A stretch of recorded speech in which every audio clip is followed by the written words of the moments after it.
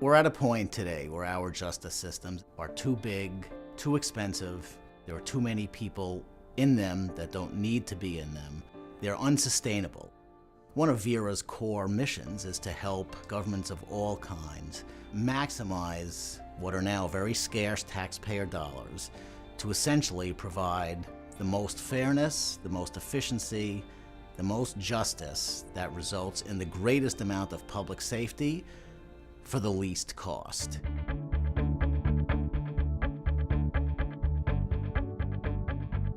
CEO of the Center for Employment Opportunities was created years ago, essentially to deal with the problem of what happens to people once they leave prison and come back to their communities. There are very few things that are more important than employment. CEO, much like Vera itself, really sees itself as having two mandates. One is to have a social impact, and the other is to have an economic impact. Folks come in to a classroom-based training program that lasts a week, where they learn the basic skills that many of us kind of take for granted. At the end of the week, clients graduate, they get a pair of steel-toed boots, a picture ID, and they call in for one of our many work sites.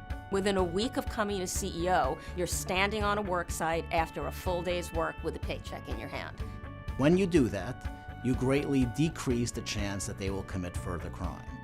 If that happens, government and taxpayers save huge amounts of money and are safer in the process. We actually were able to prove that through a large-scale random assignment study and a sophisticated cost-benefit analysis by Vera.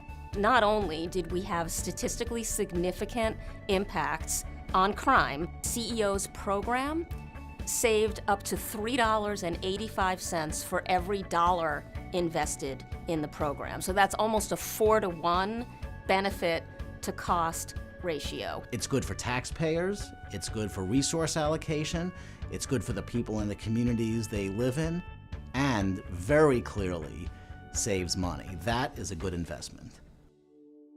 We created our guardianship program for several reasons, not the least of which is it was clear to us that people who are indigent, incapable of dealing with their own healthcare and financial issues, or either languishing in nursing homes or hospitals with no one to help them, or in some cases were just being taken advantage of by unscrupulous attorneys. Vera was very concerned about the fundamental mismatch between the skills and expertise of individual guardians and the complex needs of clients.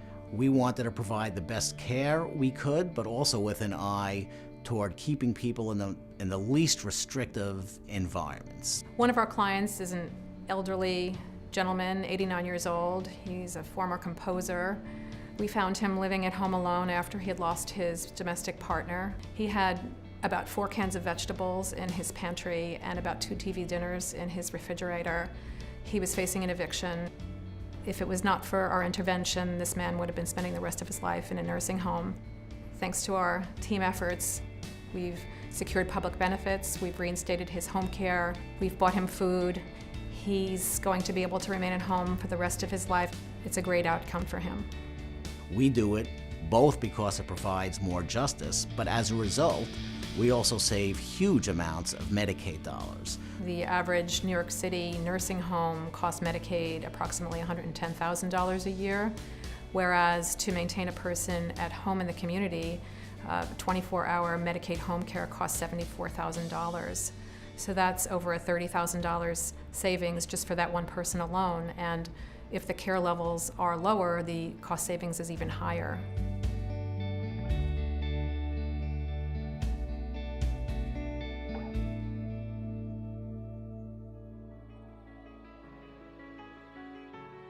In 2009, Michael Jacobson approached me and asked me if I could help with the establishment of an integrated function within Vera to help with cost-benefit analysis and helping decision makers and policymakers apply that tool. There was really a need, a gap, for some very solid analytic work that looked at the immediate savings or costs, the long-term savings or costs, but in a way that was devoid of politics. Cost benefit allows you a framework to try out various scenarios and think about different ways that a policy scenario could play out. All the pros and all the cons, and to the greatest extent possible, put those down on paper along with their values to weigh the net benefit. Cost-benefit analysis helps you think about the impact that your spending or your program or your investment has, not just on that particular agency, but on a broad range of stakeholders.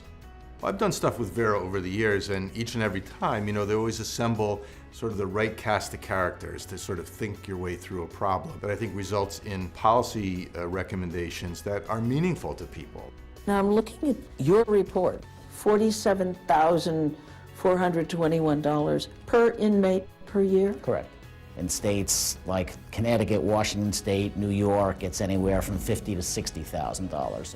One of the reasons we wanted to do the Price of Prisons report is that we had a sense that people, policymakers, already understand that prison is a very expensive proposition, but we had a big sense that knowing that so many of the costs of prisons lay outside the prison budget, like the health costs, pension costs, that we wanted to aggregate it in a very accessible way so that policymakers could really see how expensive this resource is.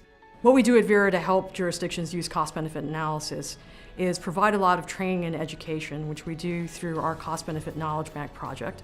So a lot of those materials are available online, and we have live webinars. We add to it literally every day. Knowledge both at a high level of explaining what cost-benefit analysis is and why it's useful, and at a very practical level for policymakers and officials as to how to do it.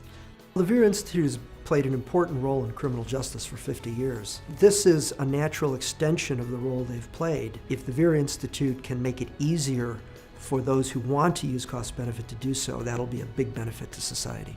It's just a smart, rational way to look at how we spend our very hard-earned, valuable, increasingly shrinking tax dollars. Vera is in a more important position today than it's ever been because its focus has always been about social and economic value. It's not about spending money or not spending money or big government or small government. It's about efficient and effective government and spending money wisely.